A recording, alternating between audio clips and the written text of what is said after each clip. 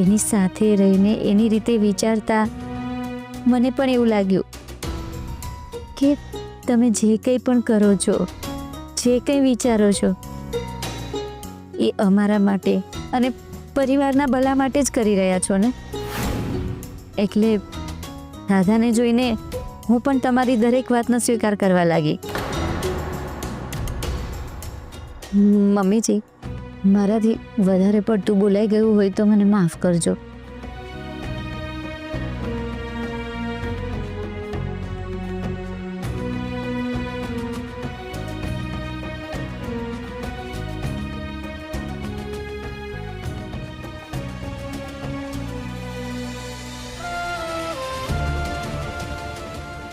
આજે મને સમજાય છે કે રાધા આખા પરિવારના મનમાં એમ જ નથી વસેલી. એકબીજા માટેનો પ્રેમ, પરિવાર માટેની લાગણી, રાધાએ જ મારા પરિવારને જોડીને રાખ્યો છે. પપ્પાજી, મમ્મીજી, તમે લોકોએ અમારા માટે આટલું વિચાર્યું એ જ અમારા માટે બહુ છે. ક્રિશ, એમાં શું મોટી વાત છે? અરે અમારી જગ્યાએ દુનિયાના કોઈ પણ મા બાપ હોય ને તો એ આવું જ કરે.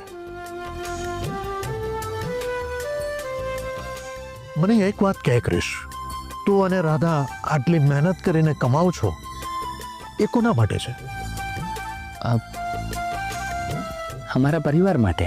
અને ક્રિશ, તમારી મમ્મીએ મહેનત કરીને જે આખું એમ્પાયર ઊભું કર્યું છે, જે સંપત્તિ ભેગી કરી છે, એ તમે તો વાપરી જ શકો છો ને, પણ તમારી પત્ની એ સંપત્તિ વાપરી શકે ખરી? હા, કેમ નહીં?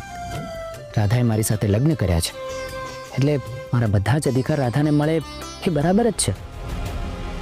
તો પછી ક્રિશ, રાધાના પપ્પાએ એકઠી કરેલી સંપત્તિ ઉપર રાધાના પતિનો કોઈ હક ખરો કે નહીં?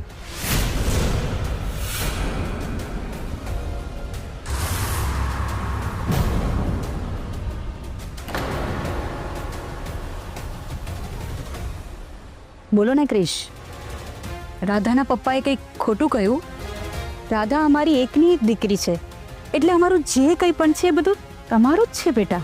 અને ક્રિશ, મને એવું લાગે છે કે ભાઈની ઓફર તમારે સ્વીકારવી જોઈએ.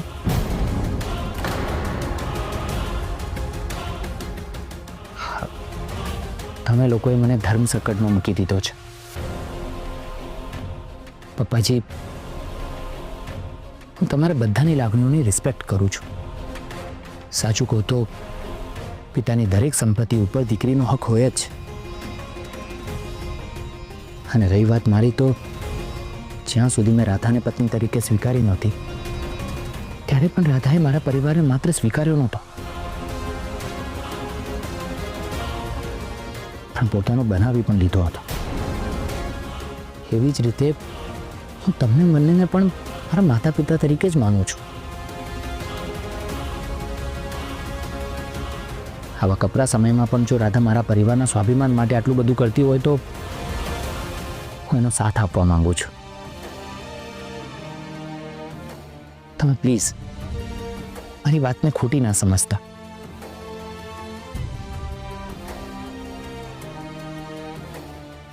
પણ રાધાનું સુખ એ મારી જવાબદારી છે અને રાધાની ખુશી માટે મારે કંઈ પણ કરવું પડશે એ હું કરીશ.